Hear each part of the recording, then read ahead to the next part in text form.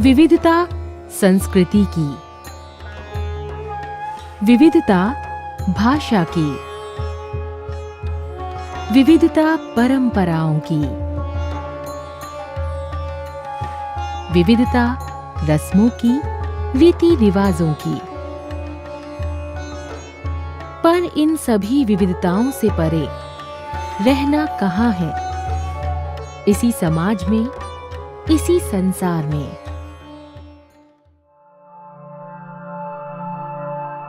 कई बार सामाजिक परिस्थिति और हालात इंसान के संघर्ष का ऐसा सबब बन जाते हैं जहां एक आम इंसान बन जाता है अपराधी।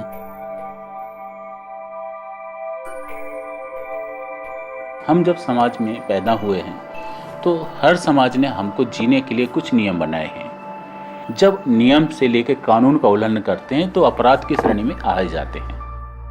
मेरा ऐसा मानना है कि अपराध के लिए कोई एक कारण जिम्मेवार नहीं है, उसके लिए अनेक कारण होते हैं। कहीं पर आर्थिक कारण है तो कहीं सामाजिक कारण है तो कहीं कहीं पर बहुत सारे कारण एक साथ जुड़ जाते हैं, तब जाके एक सामान्य व्यक्ति जो है अपराध की श्रेणी में आता है। बाहर में प्रोफेशनली मैं एक एक्यूप्रेशर का डॉक्टर था, तो मैं जल्दी से पैसा कमाने के चक्कर में ये दुर्घटना घट के मैं जेल में आना पड़ा। 20 साल का पढ़ाई, ऐसी डॉक्टरी पढ़ाई किया हूँ, वो भी ख़त्म हो गया। जितनी उम्र निकल गई उससे पहले तो ज़िंदगी मेरे लिए कोई मायने नहीं रखती थी, है या नहीं है कोई मतलब नहीं था, मर गए या मार दिए। तो यंग लाइफ थी और बिना ब्रेक की गाड़ी थी, कोई रुकावट नहीं, कोई रोकने वाला नहीं, कोई बोलने वाला नहीं, सिर्फ मन मर्जी। तो मैं गांव के लिए कुछ अच्छा करूंगा बोल करके प्रयास कर रहा था, उसी दरमियान ये केस हो गया, इसमें अंदर आ गया। आजीवन सजा हुई थी। गलती तो हो ही गई है, जैसे भी जाने अनजाने में। जहां एक इंसान अपराध के शिकंजे में घिरकर ये महसूस करने लगता है कि उसके जीवन में अब कुछ भी शेष नहीं रह गया है, वहीं अब भी उम्मीद है, क्योंकि अब भी एक ऐसी संभावना है जहां मनुष्य जेल के अंदर भी आजादी को महसूस कर सकता है। जिंदगी के अंदर कुछ ऐसी सलाखें हैं जो वो लोहे की सलाखों से ज्यादा मजबूत हैं। वो सलाखें हैं अज्ञानता की, वो सलाखें हैं संशय की, वो सलाखें हैं दुख की। मैं किस स्वतंत्रता की बात कर रहा हूं? वो स्वतंत्रता जो कि जेल के अंदर रहकर भी मनुष्य उसका अनुभव कर सके, जेल के अंदर रहकर। जेलों में इस संदेश के बारे में सुनकर सब हैरान भी हैं और खुश भी हैं कि क्या वाकई में इन चार दीवारी में आजादी मुमकिन है। अब इनके जीवन में एक ऐसा मोड़ आया है जहां पर वो खुद को एक नए नजरिए से देख रहे हैं। बरेली के केंद्रीय कारागार में हम लोग पिछले 3 साल से कार्यक्रम करते आ रहे हैं। छत्तीसगढ़ के कई जेलों में भी कार्यक्रम करने का परमिशन मिला।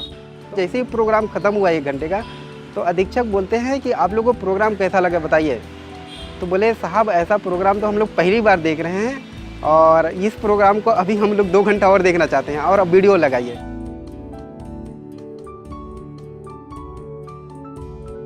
जब ये प्रोग्राम यहाँ प्रारंभ हुआ तो वो लोग उसी हिसाब से बैठे थे कि चलो आधा घंटा बैठेंगे, उसके बाद अपने बैरक में जाके आराम करेंगे। लेकिन वो प्रोग्राम लगातार 3 घंटा चला और कैदी उठे नहीं, तो मुझे लगा कि बात में दम है। पिछले कई सालों से संसार भर की कई जेलों में संदेश वीडियो के माध्यम से पहुंच रहा है। ये लोग संदेश को सुनकर इस कदर खुश होकर रुचि ले रहे हैं जैसे यही वो चीज है जो उनके अधूरेपन को भर सकती है। इतनी बुरी जगह पर इतना अच्छा प्रोग्राम, इतने अच्छे संदेश, और आप क्या समझिए बहुत कुछ दिया। यहाँ कोई कुछ देने नहीं आता, छोटी छोटी कीमत की चीज़, एक पेन देने नहीं आता कोई, यहाँ बेकीमत चीज़ हमको यहाँ पहुँचाई। जिस बैरक में मैं रहता था वहाँ से और 2-4 लड़के आते थे। पहले मैं नहीं आता था, फिर 1-2 दिन आया। यहाँ की टीम के लोग भी आए उधर कि एक दिन आप आके तो देखो कैसा है। जैसे अपना कुछ खो जाता है ना, ऐसा महसूस हो रहा था। अब मुझे ऐसा महसूस होता है जैसे मेरी खोई हुई चीज़ मुझे मिल गई।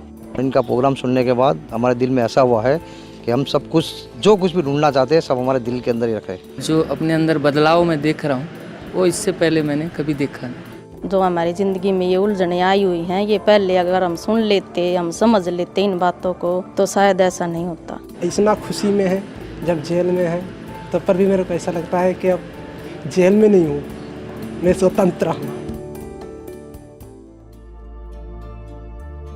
एक आशा, एक उम्मीद की किरण उन लोगों ने अपनी जिंदगी में महसूस की।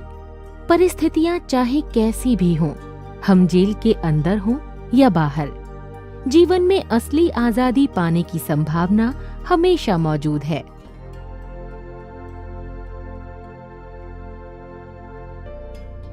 तुम जानते हो कि इस जीवन की किताब में अभी सारे पन्ने पूरे नहीं हुए हैं, कुछ अभी बाकी। जितने पन्ने बचे हैं लिखो, वो लिखो जो तुम लिखना चाहते हो।